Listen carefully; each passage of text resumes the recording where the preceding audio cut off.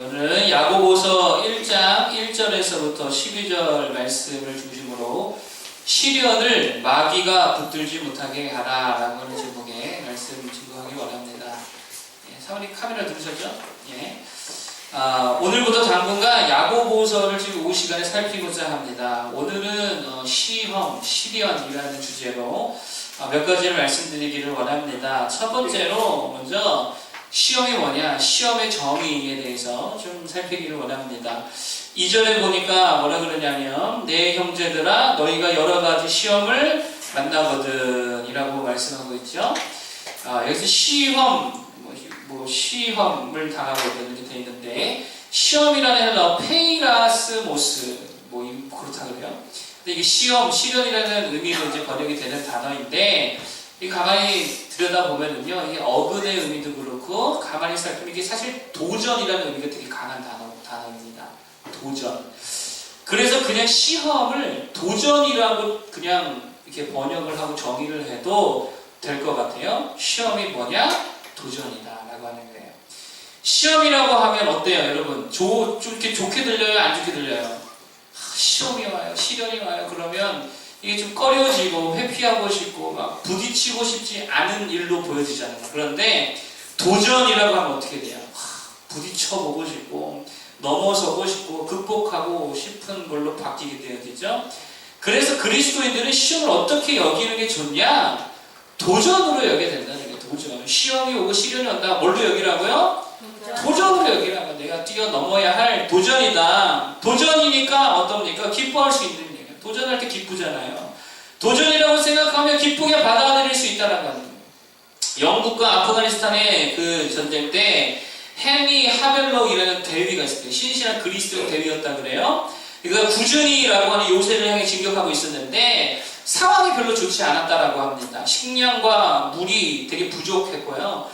지형과 기후가 되게 안 좋았고, 거기에다가 첩보에 의해서 미리 이게 수집한 정보가 별로 이렇게 정확하지가 않아서 생각했던 것보다, 예상했던 것보다 훨씬 더 이것을 공략하기 어려움이 있었다는 거예요. 수비대가 훨씬 더 견고하고 무장이 되어 있었다라고 하는 것입니다. 예상보다 상황이 좋다는 게 안 좋다는 거예요. 상황이 안 좋다는 거예요. 그런데 이때 이 경건한 그리스도인이었던 이 대위가 뭐라고 말했냐면 이렇게 말해요. 지금 우리는 마침내 우리 앞에 우리가 최선의 노력을 기울일 만한 가치가 있는 도전의 기회를 보았다. 그러니까 더 어려운 상황인데 그것을 뭘로 봤다고요? 시련으로 본 게 아니고 최선의 노력을 기울일 만한 가치가 있는 도전의 기회로 보았다는 거예요. 최선의 노력을 기울일 만한 가치가 있는 도전. 여러분, 그리스도인들에게 시험과 시련이란 그런 의미라고 우리가 이렇게 좀 받아들였으면 좋겠습니다. 여러분 잘 보세요. 헨리 하벨록 대위는 결코 함락될 수 없을 것 같아 보이는 그 요새 앞에서 두려워하거나 낙심하거나 회피하려 하지 않았잖아요. 그렇죠? 오히려 이 큰 방벽을 도전으로 여기며 매우 흥분했었다는 거예요. 그리고 자신의 모든 열정과 지혜와 노력을 다 쏟아 부어서 넘어야겠다는 굳은 결의로 채워져 있었다는 거예요. 모든 시험 앞에 우리들이 본받아야 할 자세가 바로 이러한 자세라고 생각합니다. 시험은 뭐다? 도전이다. 세연아, 10월 27일 시험 보지? 도전이야, 도전. 시련이 아니야. 도전으로 여길 수 있기를 바랍니다. 도전 없이 승리 없죠. 그렇잖아요. 도전이 없이 승리가 없어요. 도전 없이 성숙이 일어나요? 안 일어나요. 도전 없이 결국 한계를 돌파할 수 없습니다. 도전 없이는 항상 제자리만 있을 뿐이고 정체가 있을 뿐이라는 거예요. 신앙도 마찬가지입니다. 도전이 없으면 아무것도 되지 않아요. 도전이 없는 인생은 무기력할 수밖에 없고요. 도전이 없는 사람은 발전 가능성이 아예 없는 사람이라는 거예요. 저는 그렇게 야구 이렇게 잘 보지 않는데 어쩌다가 이제 류현진 선수의 그 소식을 가끔 보는데 한때 되게 부상 당해서 어려웠었는데 요즘 되게 잘 나가더라고요. 보니까 도전했더라고요. 새로운 구질을 장착하고 하여튼 새로운 것들을 열심히 도전해가지고 그거를 연마했더니 지금 메이저리그에서 하여튼 엄청 잘 나가는 투수로 인정받고 있다라고 하는 거예요. 도전이 되게 중요하다는 거죠. 아리스토텔레스가 이런 말을 했대요. 불가능해 보이는 것은 불확실한 가능성보다 항상 더 낫다. 불가능해 보이는 것은 불확실한 가능성보다 항상 더 낫다. 무슨 말입니까? 불가능한 일에 도전하는 일이 불확실한 가능성을 붙들고 있는 것보다 훨씬 낫다는 거예요. 다시 말하면 운 좋게 얻어 걸리기를 그냥 기다리는 것보다 최악의 상황이 날지라도 그것을 헤쳐나가는 편이 훨씬 더 강력하다는 거예요. 또다시 바꿔 말해볼까요? 좋은 가정, 좋은 교회, 좋은 직장, 좋은 관계, 좋은 조건, 이게 그냥 주어지기를 기다리기보다 내가 좋은 가정을 만들어야겠다, 내가 좋은 직장 만들어야겠다, 내가 좋은 교회를 세워야겠다 이러면서 도전적으로 나아가는 게 훨씬 더 중요한 모습이라는 거예요. 그런데 많은 사람들이 시련이 오면 조건반사적으로 어떻게 하려고 그러죠? 회피하려고 그래요. 시련이 오면은요, 회피하려고 그래요. 조건반사예요. 제러미 워커라는 설교자가 있어요. 그가 이렇게 말합니다. 천성적으로 너무 많은 사람들이 겁쟁이들이다. 설교자예요. 천성적으로 너무 많은 사람들이 겁쟁이들이다. 문화적으로 우리는 장애물 앞에 포기하고 환경을 굴복하고 쉬운 길을 찾고 우리를 대적하는 것으로 보이는 것을 게으르고 안이하게 피하도록 점점 더 양육을 받고 있다. 도전하는 것을 길러내지 못한다는 거예요. 우리 앞에 커다란 장애물을 볼 때 우리의 1차적인 반응은, 장애물 앞에서 우리 1차적인 반응은 더 쉬운 무언가를 찾고 탈출구나 우회로를 찾고 더 쉽고 덜 위험하고 덜 힘든 어떤 봉사의 영역을 찾는 것이다. 무엇을 말하는 것입니까? 도전하지 않고 회피하고자 하는 우리의 나약함, 지적하고 있다는 거예요. 여러분, 그리스도인들은 회피하는 자들이 아닙니다. 도전하는 자들입니다. 믿으십니까? 아멘. 가나안 정탐을 한 후에 반응이 딱 두 부류로 나눴잖아요. 그것을 시련으로 보느냐, 도전으로 보느냐. 10명은 뭘로 봤어요? 시련이다, 시험이다, 망했다, 큰일 났다. 그래서 회피해서 돌아가려고 했죠. 2명은 뭘로 봤어요? 도전으로 봤어요. 이거는 주님이 주시는 믿음으로 그냥 극복할 만한 도전이야. 앞으로 가자. 두 부류로 딱 나눴다라고 하는 것입니다. 여러분, 결국 믿음이 뭡니까? 믿음이란 안목이 달라지는 거예요. 시련을 도전으로 볼 줄 아는 안목, 이게 믿음이죠. 결국은 상황을 상황 자체로 인정하지 않고 인식하지 않고 그 이면에 역사하시는 하나님을 볼 줄 아는 안목을 소유하는 거. 그러니까 보는 시각이 다른 관점이 다른 거예요. 여러분, 다니엘의 세 친구에게 엄청난 시련이 주어졌습니다. 풀무불에 던져지는 그런 시련이었죠. 그러나 그들은 풀무불 자체를 본 것이 아니라 그 뒤에 계시는 누구를 본 거예요? 하나님을 보았어요. 그래서 그들은 금신상에 전하는 시련을 시련으로 보지 않고 믿음으로 극복해야 할 도전으로 보았다는 것입니다. 결국 그들은 넘어섰어요, 안 넘어졌어요? 넘어섰어요. 영광을 받았어요. 성숙했어요. 더 쓰임 받았어요. 하나님께서 아브라함을 시험하시죠? 독자 이삭을 번제로 바쳐라. 여러분 잘 보세요. 아브라함은 이것을 시련으로 받지 않았어요. 슬퍼하며 울며, 아이고 하나님 어떻게 나에게 이것을 요구하십니까? 어떻게 나에게 이런 일을 일어나게 하셨습니까? 부정하지도 회피하지도 하지 않았다는 것입니다. 그는 도전으로 받아들였어요. 그래서 그는 이른 아침 일찍이 이 엄청난 시험의 정면으로 도전하여 결국 극복했다는 거예요. 이게 믿음인 줄로 믿습니다. 시련이 올 때에 도전으로 볼 줄 아는 안목의 소유자. 그렇죠? 내 형제들아, 너희가 여러 가지 시험을 당하거든 온전히 기쁘게 여기라. 시험을 도전으로 무슨 볼까요? 도전이란 말이라고 그러죠, 이 말이. 자, 시작. 내 형제들아, 너희가 여러 가지 도전을 당하거든 온전히 기쁘게 여기라. 시련을 도전으로 볼 줄 아는 믿음의 소유자 되길 바랍니다. 두 번째로 살필 것은 시험이 올 때에, 시련을 만날 때에 우리가 장착해야 될 무기가 뭐냐라고 하는 것입니다.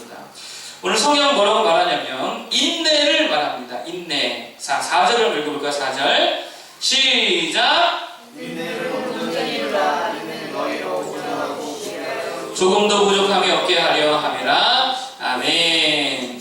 12절도 보고 있어요. 12절도 시작. 시험을 찾는 자는 복이 있나니 이는 시련을 견디어낸 자가 주께서 자기를 사랑하는 자들에게 약속하신 생명의 면류관을 얻을 것이기 때문이라. 아멘. 뭐가 필요하다고요? 시련을 만날 때 인내가 필요하대요. 인내. 그렇죠? 그렇죠? 여러분, 인내가 필요합니다. 우리가 시련을 도전으로 받아들이고 회피하는 것이 아니고 정면으로 그것을 부딪혀서 극복하기 위해서는 반드시 필요한 게 뭐냐? 인내다라고 하는 거예요. 여기서 말하는 인내는요, 정적인, 수동적인 인내가 아니죠. 동적이고 적극적인 인내예요. 우리가 무언가를 도전해서 그것을 넘고 극복하여서 어떤 성장, 어떤 발전, 어떤 도약을 이루기 원한다면 반드시 인내가 필요하겠죠. 그 인내는요, 가만히 있는 인내가 아니에요. 가만히 견디는 인내가 아니에요. 가만히 견디는 인내는 아무 힘이 없잖아요. 무힘이 있어요. 그럼 어떤 인내냐? 계속 훈련하고 계속 두드리고 계속 연구하고 뭔가 동적인 활동을 계속 반복적으로 해내는 인내를 말하는 것입니다. 예를 들면 이런 거예요. 우리 정훈이 형님 드럼 많이 들었잖아요. 드럼을 잘 치고 싶다. 일종의 도전인데 그러기 위해서는 엄청난 인내가 필요해요. 가만히 있는 인내가 아니라 어떤 인내가 필요하죠? 계속 연습하는 인내가 필요한 거예요. 그쵸? 될 때까지 무한 반복할 수 있는 인내가 필요하다는 거예요. 오늘 너무 신고를 무한 반복으로 쳤는데 무한 반복할 수 있는 인내. 손과 발이 처음에 막 꼬여서 아무것도 못하잖아요. 근데 될 때까지 반복하는 인내가 필요하다. 그럴 때 좋은 드러머가 되는 거죠. 도전을 극복하는 거죠. 누가 좋은 설교자가 될까요? 저는 이 말이 맞다고 생각해요. 저도 이걸 추구하는데 인내심을 가지고 계속 뭐 하라는 거예요? 계속 설교를 반복하는 거예요. 계속 설교하는 거예요. 그러면 좋은 설교자가 되리라고 생각합니다. 누가 좋은 예배자죠? 계속 예배하는 사람이 좋은 예배자 아닙니까? 그렇잖아요. 그쵸? 누가 노래 잘해요? 노래 엄청 많이 하면 노래 잘하게 돼요. 어릴 때 보았던 만화책이 있습니다. 제목은 슬램덩크. 고등학교 농구부 이야기인데요. 거기 보면 주인공 강백호라는 친구가 나와요. 그 친구는 농구의 농자도 모르는 싸움만 잘하는 친구였어요. 그러다가 좋아하는 여자 때문에 농구부에 들어가게 되어서 점점 이렇게 성장하는 이야기를 이렇게 그리고 있는 만화책입니다. 근데 중간에 농구 자유투 있잖아요. 자유투 이렇게 쏘는 거. 자유투를 감독이 가르쳐 주는데 다른 거 가르쳐 주지 않아요. 그냥 슛을 10,000개 쏘게 합니다. 10,000개. 100개만 해도 되게 힘들거든요. 10,000개를 쏘라 그래요. 10,000개 인내심 가지고 했겠죠. 이거 인내심 없으면 할 수 없어요. 근데 이렇게 해서 결국 10,000개를 다 쓰고 기진맥진하게 되었을 때에 어떻게 됐을까요? 엄청 성장이 되는 거예요. 시합 때 이게 나올까 안 나올까 실력이 쫙 하면은 쫙 클린샷이 들어가겠죠. 그러니까 여기서 말하는 인내는 결국 뭐를 말하냐면 반복을 말해요. 반복. 무한 반복. 특별히 그리스도인들이 시련이 올 때 무엇을 반복하는 인내가 필요할까요? 5절 볼게요. 5절. 자, 5절에 그 답이 나와 있어요. 5절 시작. 너희 중에 누구든지 지혜가 부족하거든 모든 사람에게 후히 주시고 꾸짖지 아니하시는 하나님께 구하라. 그리하면 주시리라. 아멘. 4절에서 인내를 말하다가 갑자기 5절에서 뭐를 말해요? 지혜를 구하래요. 기도하라는 거죠. 잘 보세요. 인내가 뭐라 그랬죠? 반복하는 거라 그랬잖아요. 인내심 가지고 반복하는 거, 계속하는 거. 뭐를 반복하라는 겁니까?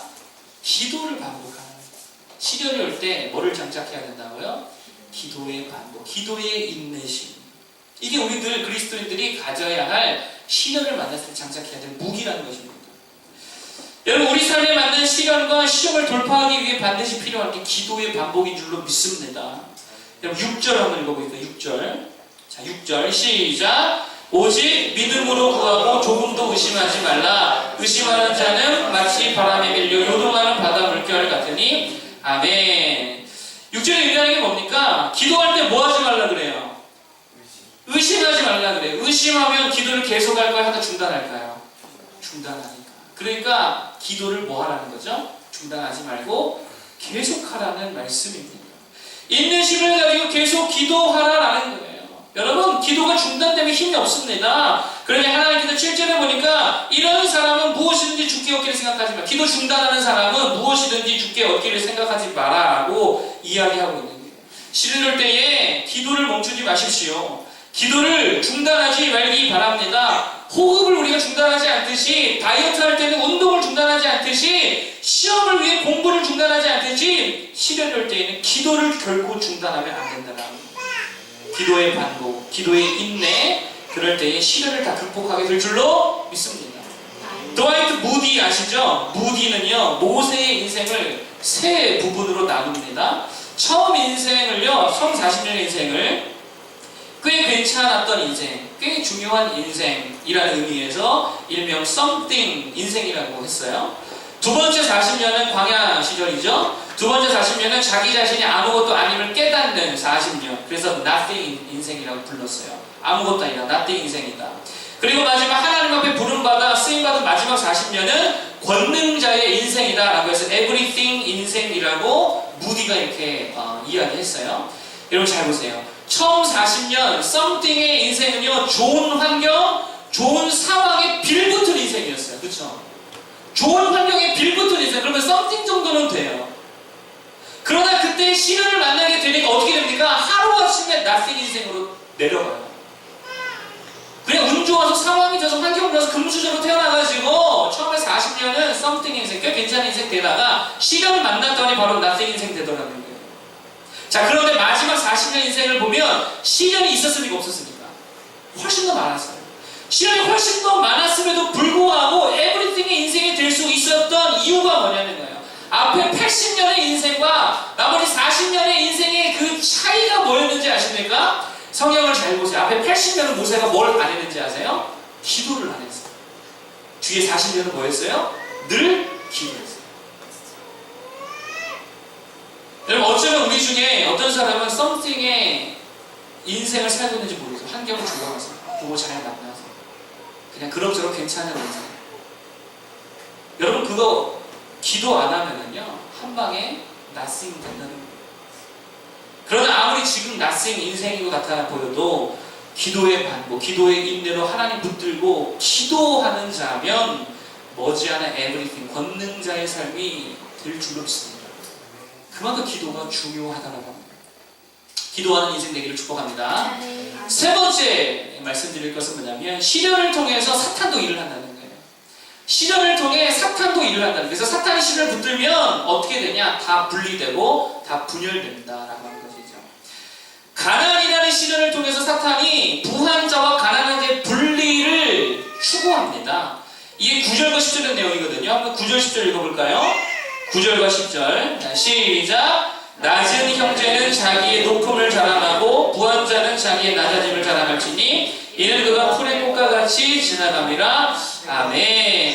자, 지금 야고보가 뭐라고 권면하냐면 가난한 자는 가난함 때문에 불평하거나 세상을 원망하고 비난하지 말고 자신이 주 예수 안에서 가난한 자가 아니라 부유한 자라는 것을 붙들라는 거예요. 그리고 부유한 자에게 뭐라고 권면하냐면 부유한 자는 부유함으로 인해 교만하지 말고 자신이 그리스도 예수 안에서 정말 낮은 자라는 사실을 붙들라는 거예요. 그래서 가난한 자와 부유한 자가 서로 분리되고 분열되는 것이 아니고 교회 안에서 예수 안에서 하나를 이루어라 라고 지금 말씀하고 있다는 사실입니다. 여러분, 아마도 야고보서의 편지를 받은 이 교회 안에 이런 분열과 분리의 문제가 있었던 것 같아요. 그래서 야고보는요, 뒤에서 이렇게 말해요. 2장 1절부터 4절까지 한번 볼까요? 2장 1절부터 4절. 그러니까 교회 안에 이런 문제가 있었다는 거예요. 한번 빠르게 한번 읽어보겠습니다. 2장 1절부터 4절까지. 내 형제들아, 영광의 주 곧 우리 주 예수 그리스도에 대한 믿음을 너희가 가졌으니 사람을 차별하여 대하지 말라. 만일 너희 회당에 금가락지를 끼고 아름다운 옷을 입은 사람이 들어오고 또 남루한 옷을 입은 가난한 사람이 들어올 때에 너희가 아름다운 옷을 입은 자를 눈여겨보고 말하되 여기 좋은 자리에 앉으소서 하고 또 가난한 자에게 말하되 너는 거기 서 있더니 내 발등상 안에 앉으라 하면 너희끼리 서로 차별하며 악한 생각으로 판단하는 자가 되는 것이 아니냐. 이런 문제가 지금 야고보서의 편지를 받는 이 수신자들에게 이런 문제가 있었다라고 하는 것입니다. 그러니까 가난이라고 하는 일종의 시련이라고 하면 시련인데 이 문제를 사탄이 붙으니까 이것에 대해서 교회가 어떻게 되고 있다는 거예요? 분리가 되고 있고 분열이 되고 있다는 거예요. 여러분, 이게 사탄이 하는 일이에요. 오늘날도 마찬가지입니다. 시련을 만났을 때 사탄이 뭘 하려고 하냐면요, 분리를 일으켜요. 분리를. 여러분, 분리한다는 게 뭔지 아십니까? 결국 나는 옳고 너는 다 틀렸어. 이게 분리거든요. 나는 다 옳은데 네가 다 틀린 거야. 다 너 때문이야. 나와 넌 달라. 나는 거룩하고 너는 수룩해. 나는 깨끗하고 넌 더러워. 함께 어울릴 수 없어. 이게 분리거든요. 제가 이거 설교 준비하면 누가 생각나냐면 2차 대전의 전범이죠. 히틀러. 딱 생각났어요. 히틀러의 정책이 뭡니까? 유대인 말살 정책. 우리 게르만인이 이렇게 힘들게 사는 거 다 누구 때문이다? 유대인 때문이다. 유대인은 우리 게르만인과 달라. 우리가 엘리트야. 너네는 없어져야 할 존재들. 미개해, 더러워, 분리돼야 돼. 그래서 뭐 만들었어요? 게토 만들었죠. 유대인만 따로 살 수 있는 게토를 만들어가지고 거기에 유대인들 다 처박았습니다. 그리고 나중에는 그것도 모자라서 수용소 만들어가지고 유대인들 실어다가 하루에 수만 명씩 가스실에서 죽게 했어요. 어디 그뿐입니까? 자기들의 우월성을 보여주기 위해, 그리고 뭐 인류의 발전을 위해 그들이 말한 거는 장애인들, 그들도 우리와 달라. 너네들도 같이 살면 안 돼. 너네도 죽어. 다 죽여버렸어요. 지체아들, 정신지체를 마찬가지로 다 죽였어요. 이게 누가 하는 일이죠? 이게 사탄이 하는 일. 시련을 통해 분리를 추구한다. 일제가 난징 대학 살 때도 마찬가지예요. 똑같은 거예요. 사람 취급 안 해서. 너네는 그냥 좀 더 진화된 원숭이일 뿐이에요. 이거 다 죽였어요. 저는 서울의 한 지역 강서구로 기억하는데 거기서 장애인 특수학교 설립을 한다고 발표를 하자 지역 주민들이 강하게 반발하고 일어난 사건이 있었습니다. 제가 몇 번 기사에서 봤기 때문에 기억을 하는데요. 반대한 이유가 뭐냐? 여기에 장애 특별학교 들어오면 안 된다. 왜냐? 장애인들은 다 잠재적 범죄자들이다. 이렇게 프레임 씌워가지고요. 그들을 정죄하고요. 그래서 너희는 우리와 함께 살면 안 돼. 다른 구로 가. 그게 그들의 주장이었어요. 우리는 너희와 달라. 같이 살 수 없어. 분리돼야 돼. 나가. 이 메시지를 던지고 있었다는 거예요. 실현 당한 자를 뭐하고 있는 거예요? 배척하고 분리하고 있는 거예요. 그래서 결국 장애우 학부모들이 비장애 학부모들과 학교 관계자들 앞에서 무릎을 꿇고 제발 학교만 제발 공부를 할 수 있게끔 해달라고 울부짖는 사건을 제가 또렷이 기억합니다. 여러분 이런 일도 되게 많죠. 낙태도 마찬가지입니다. 원치 않는 임신이라는 게 일종의 실현이라고 본다면요. 그들에게 이 실현 앞에 그들이 선택한 게 뭐라는 거예요? 분리. 아이와의 분리. 히틀러와 본질은 똑같아요. 다시 처음으로 돌아가서 실현은요 여러분 가치 중립적인 것이라는 것입니다. 실현을 도전으로 보고 하나님을 붙들며 기도하면서 나아가면 실현을 통해 성장할 수 있고 발전할 수 있고 더 큰 사람이 될 수 있습니다. 그런데 실현 속에 사탄이 틈타서 사탄에게 주도권을 다 빼앗겨버리면 다 깨지고 분리되고 흩어져 결국 무너지게 되어 있다는 거예요. 여러분 실현을 믿음으로 붙들고 도전으로 여기고 달려가시길 바랍니다. 뭐 하면서요? 기도하면서. 기도를 어떻게 하자? 계속하자. 반복하자. 기도의 반복. 여러분 기도하지 않은 사탄이 그걸 쥐게 되면 다 무너뜨리는 도구로 사탄이 사용하게 된다라고 하는 것입니다. 주님을 붙들고 실현 가운데 성장을 이루고 발전을 이루고 더 큰 하나님의 영적인 사람들을 세워줄 수 있는 우리 모두가 되기를 간절히 축복합니다. 복음성가 찬양 460장 460장